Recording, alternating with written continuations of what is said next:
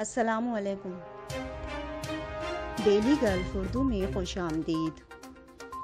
70 से जायद मुमालिक के मुसाफिरों को दुबई पहुंचने पर वीज़ा ऑन अराइवल की सहूलत मिल गई। इन मुमालिक के शहरी 90 दिन तक के विजिट वीज़ा पर एक से जायद बार अमारात में दाखिले के अहल होंगे।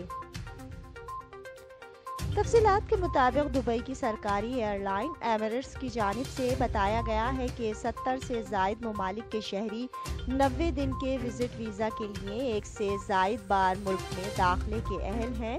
ऐसे अफराद जो नीचे दी गई फहरिस्त में मज़कूरा मुमालिक या इलाकों के पासपोर्ट होल्डर्स हैं, तो इनके पासपोर्ट पर 90 दिन के विजिट वीज़ा के साथ मोहर लगा दी जाएगी, जो कि वीज़ा जारी होने की तारीख से 6 माह तक के लिए कारआमद है। जिसके बाद इन मुमालिक के शहरी पहले से तयशुदा विजिट वीज़े के लिए भी दरख्वास्त दे सकते हैं, अगर इनका 90 दिन का वीज़ा ऑन अराइवल मुकम्मल तौर पर इस्तेमाल हो चुका हो तो।